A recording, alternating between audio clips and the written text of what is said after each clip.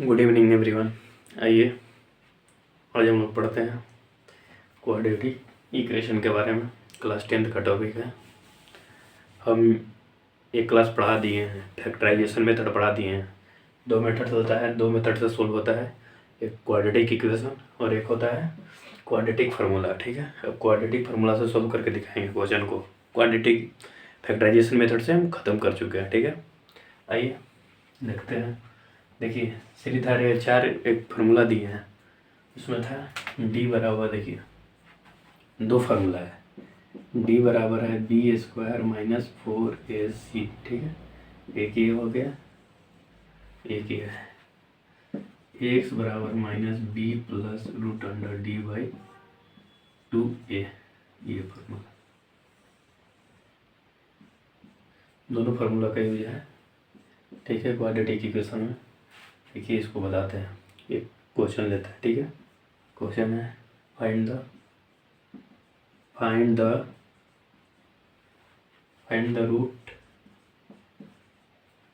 Root of the quadratic equation. ठीक है, quadratic equation क्या है? 6x² minus x minus 2 equal to 0। ठीक है, बाई सॉल्व करना है किससे? क्वाड्रेटिक फार्मूला से। Quadratic formula. ठीक है, देखिए बहुत इजी है, लेकिन समझिएगा ध्यान से। क्वाड्रेटिक फार्मूला से हम इस इक्वेशन को सोल्व कर रहे हैं। ये दोनों फार्मूला लगा कर देखिएगा कितना मतलब इजी से हम आपको इसको सोल्व करके दिखा रहे हैं। आपको ध्यान से यहाँ देखिएगा। ठीक है ना, देखिए पहले डी, क्योंकि डी यहाँ डी पहले निकालना पड़ेगा। पहले तो इसमें से पहले क्या है, स्टैंडर्ड फॉर्म है कि नहीं, पहले ये चेक करेंगे।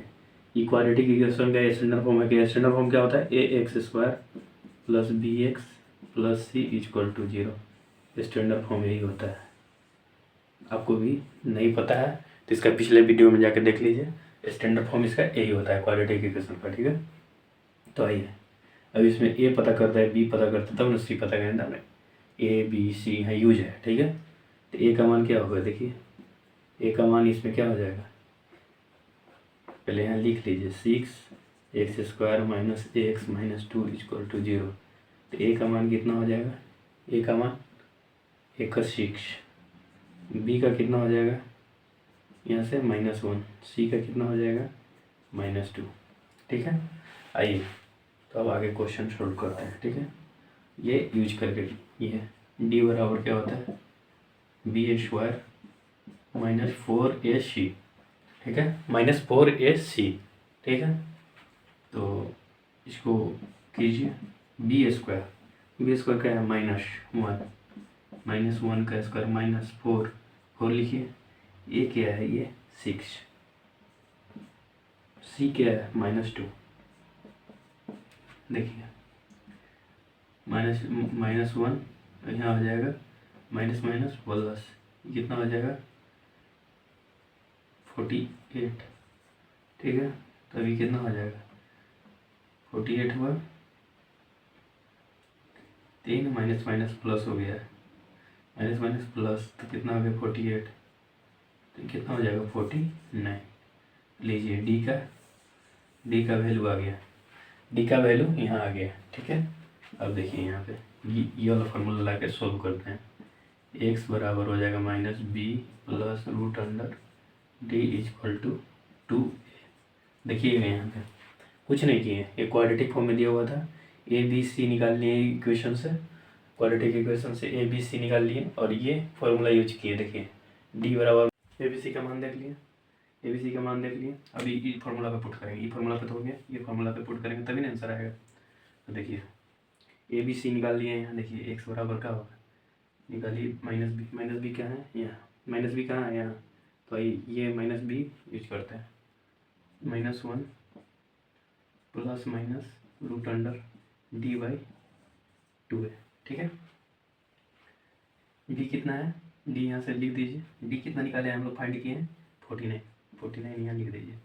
इसको सोल्व कीजिए। 1 + 7। 49 का स्क्वायर कितना होता है? अरे 49 ऐसे रूट में रहेगा तो कितना आएगा? 7 आएगा। ठीक है, 7 का 7 का क्या है? रूट 49 है। और 2 ए कितना था? ए कितना था? 6। ये 6 से मल्टीप्लाई कर दीजिए तो कितना आ जाएगा? ये दोनों 12 या प्लस माइनस होगा। तो देखिए x बराबर, एक बार प्लस से लीजिए 1 + 7/12, एक बार माइनस से लीजिए x बराबर हो जाएगा 1 - 7/12। देखिए 8/12 हो जाएगा। इसको काटिएगा तो कितना आ जाएगा?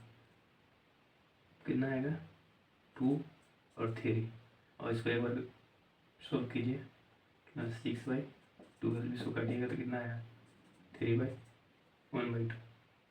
3/2 नहीं, 1/2 आएगा। तो देखिए ये दोनों मेथड से हम लोग का कंप्लीट हो गया। ये इक्वेशन था। ये इक्वेशन को हम लोग सोल्व किए किससे? सीरीधारा या चार जो दिए थे फार्मूला, उससे हम लोग सोल्व किए, जिसको क्वाड्रेटिक फार्मूला कहते हैं। देखिए कैसे सोल्व किए। पहले तो ये क्वाड्रेटिक निकाले, फिर डी का मान निकाले। और डी का मान निकालने के बाद ये वाला ये जो फार्मूला इसमें पुट कर दिए। इसमें दो वैल्यू आया, एक माइनस में एक प्लस में। ठीक है, थैंक यू।